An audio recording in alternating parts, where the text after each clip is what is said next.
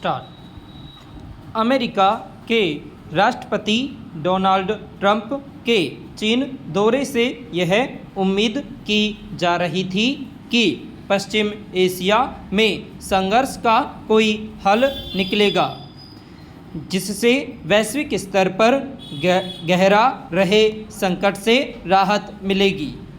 मगर दोनों देशों के शीर्ष नेतृत्व के बीच हुई वार्ता के नतीजों से यह साफ है कि विश्व की आर्थिक महाशक्तियों को बाकी दुनिया की कोई फिक्र नहीं है।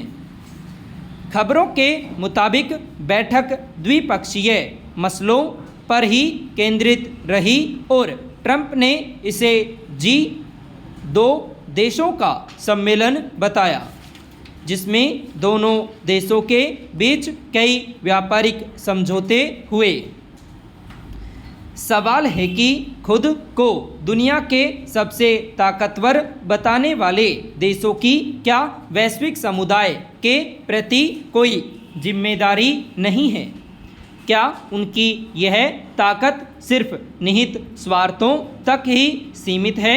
पिछले कुछ वर्षों से विश्व के आर्थिक हितों को देखने के अमेरिका के नज़रिए में बदलाव साफ नज़र आ रहा है।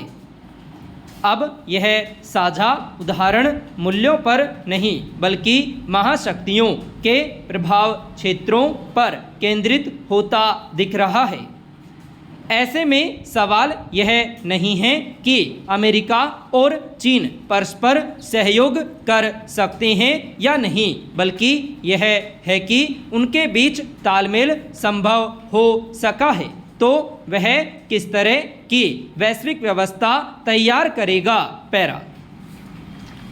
दो देशों का समूह यानी G2 शब्द वर्ष 2005 में अमेरिका के एक प्रमुख अर्थशास्त्री ने गढ़ा था।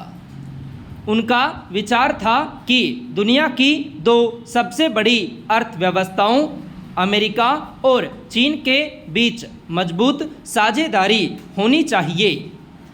इस विचार का उद्देश्य प्रमुख अर्थव्यवस्थाओं के समूह G20 को और मजबूत करना था।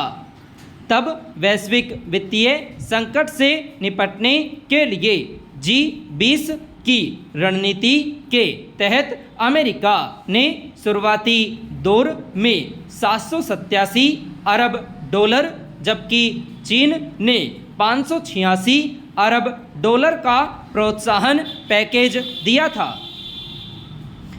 इससे दुनिया को बड़े आर्थिक संकट से बचाने में मदद मिली, मगर पश्चिम एशिया में संघर्ष से उपजे वैश्विक संकट के बीच हाल में अमेरिका के राष्ट्रपति डोनाल्ड ट्रंप और चीन के राष्ट्रपति शी जिनपिंग के बीच हुई वार्ता में वैश्विक चिंताओं के बजाय परस्पर हितों की एक नई तस्वीर उभरकर सामने आई है। दोनों देशों के बीच बोइंग विमानों की खरीद समेत कई अहम व्यापारिक समझौते हुए हैं।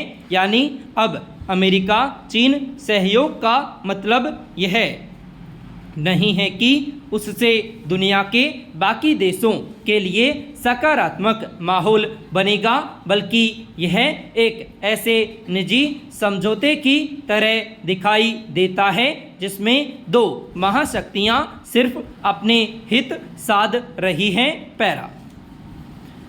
गौरतलब है कि हॉर्मुज जलमार्ग के बाधित होने से वैश्विक स्तर पर ऊर्जा समेत कई आवश्यक वस्तुओं का संकट पैदा हो गया है।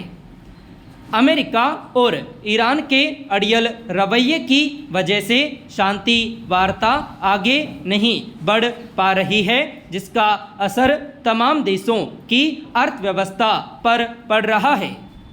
इसमें दो राय नहीं कि शांति वार्ता के लिए एक प्रभावी मध्यस्थ की ज़रूरत है और चीन इसमें अहम भूमिका निभा सकता है।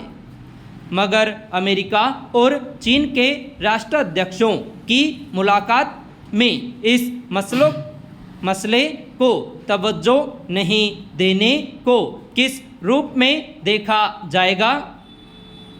खबरों के मुताबिक इस दौरान ताइवान का मसला जरूर उठा और इस पर चीन ने अमेरिका को चेताते हुए कहा कि यदि इस मुद्दे को सही ढंग से नहीं संभाला गया तो दोनों देशों के बीच टकराव की स्थिति पैदा हो सकती है। इससे स्पष्ट है कि इन दोनों महाशक्तियों के लिए वैश्विक संकट के बीच भी सिर्फ अपने व्यापारिक, रणनीतिक और भू राजनीतिक हित ही सर्वोपरि है। पैरा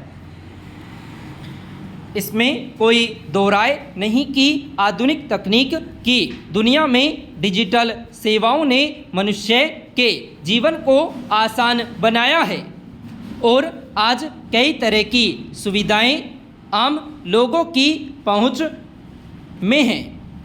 उम्मीद यह भी की गई थी कि जैसे जैसे सामान्य कामकाज में डिजिटल संसार का दखल बढ़ेगा वैसे वैसे पारदर्शिता सुनिश्चित होगी और भ्रष्टाचार पर काबू पाना आसान होगा।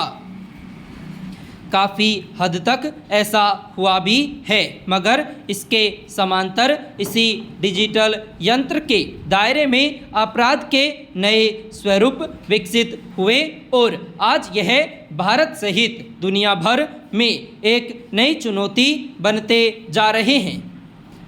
पंजाब के लुधियाना में पुलिस ने शुक्रवार को अब तक के सबसे बड़े साइबर धोखाधड़ी गिरोह का पर्दाफाश करने का दावा किया, जिसमें कॉल सेंटर के नाम पर अंतर्राष्ट्रीय स्तर पर व्यापक पैमाने पर फर्जीवाड़ा किया जा रहा था। फर्जी कंपनी चलाने वाले और ठगी में शामिल 132 लोगों को पुलिस ने गिरफ्तार किया। खबरों के मुताबिक इस गिरोह में शामिल लोग दूर बैठे कंप्यूटर तक पहुंच हासिल करते थे या फर्जी वायरस और सुरक्षा चेतावनी के जरिए विदेशी नागरिकों को निशाना बनाते थे।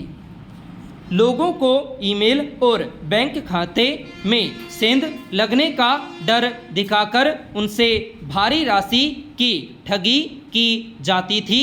पैरा जाहिर है डिजिटल दुनिया में जिन आधुनिक तकनीकों को लोगों के जीवन को आसान बनाने और उनकी आर्थिक गतिविधियों को सुरक्षित बनाने के लिए ज़्यादा बेहतर बताया जाता है, उसी में अब अपराध का ऐसा संजाल खड़ा हो चुका है जिसमें हर रोज़ बड़ी संख्या में लोग ठगी के शिकार हो रहे हैं और अपनी मेहनत की कमाई गंवा रहे हैं।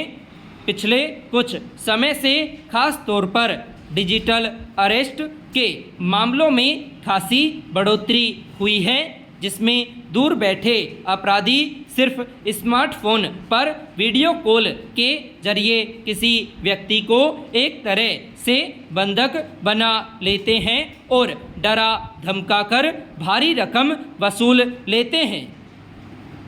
हैरानी की बात यह है कि डिजिटल संसार की अवांछित गतिविधियों पर बारीक निगरानी रखने का दावा करने वाली पुलिस कई बार समय पर अपराधियों को नहीं पकड़ पाती। सच यह है कि इस क्षेत्र में अपराध का दायरा जितना विस्तृत और जटिल होता जा रहा है, उसके मुकाबले सुरक्षा या बचाव के साथ साथ अपराध पर काबू पाने के इंतजाम नाकाफ़ी हैं।